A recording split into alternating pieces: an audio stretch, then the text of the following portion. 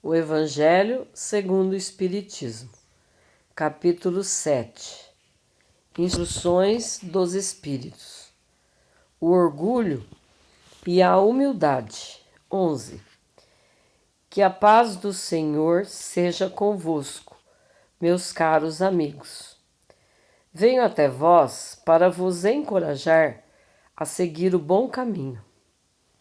Aos pobres espíritos que antigamente habitavam a terra, Deus dá a missão de vir vos esclarecer.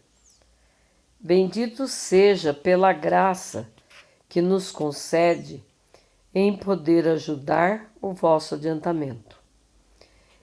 Que o Espírito Santo me ilumine e me ajude a tornar minha palavra compreensível e que me conceda pô-la ao alcance de todos.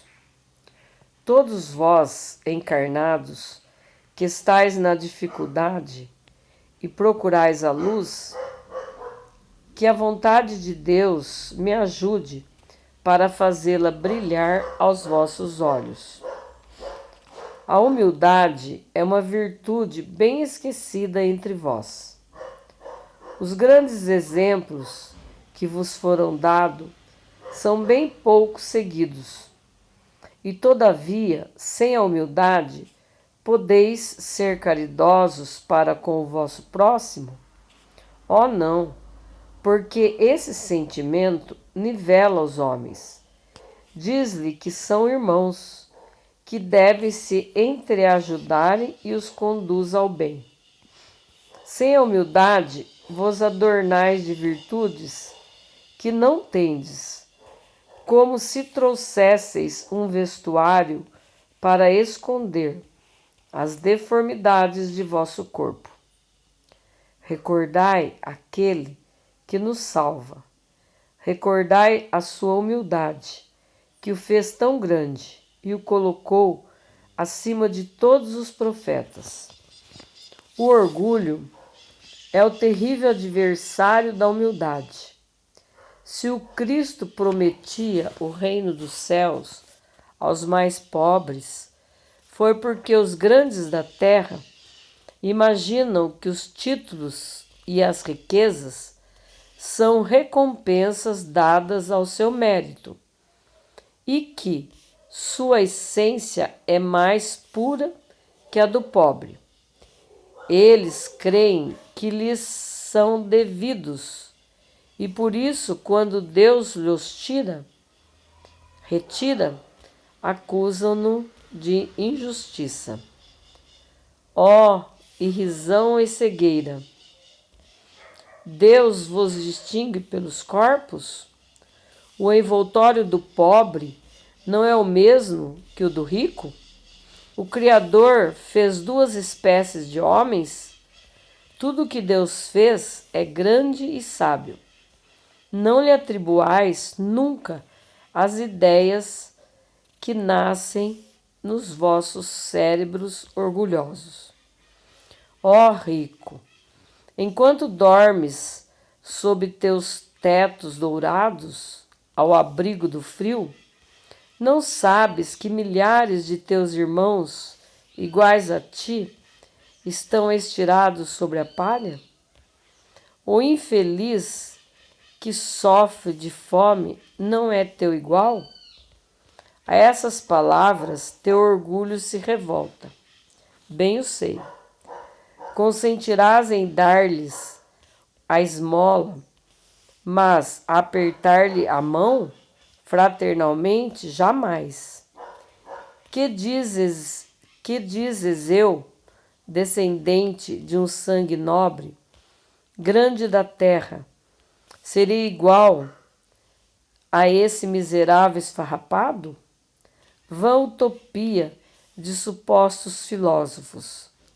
Se fôssemos iguais, por que Deus o teria colocado tão baixo e eu tão alto?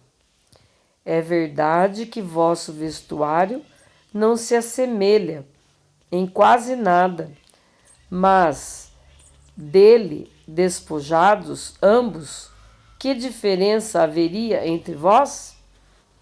a nobreza do sangue, dirás, mas a química não encontrou diferença entre o sangue do nobre e o do plebeu, entre o do senhor e o do escravo.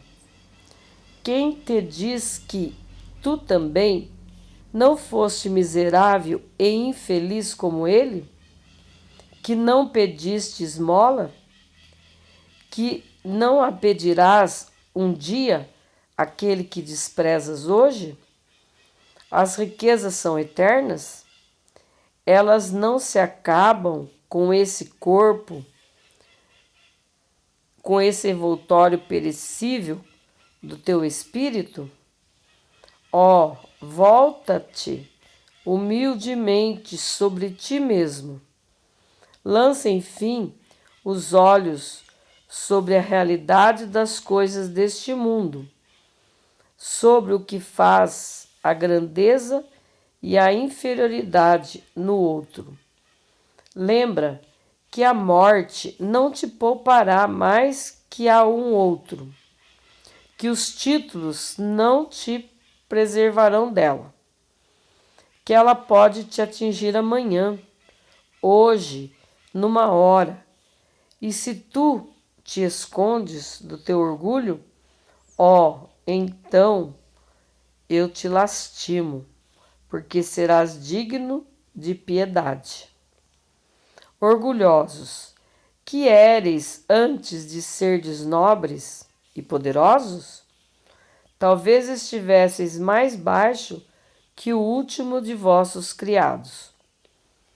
Curvai, pois, vossas frontes altivas, que Deus pode rebaixar no momento em que mais alto te elevardes. Todos os homens são iguais na balança divina, e só as virtudes os distinguem aos olhos de Deus. Todos os espíritos são de uma mesma essência, e todos os corpos são modelados com igual massa. Vossos títulos e vossos nomes não os mudam em nada. Ficam no túmulo, e não são eles que dão a felicidade prometida aos eleitos. A caridade e a humildade são seus títulos de nobreza.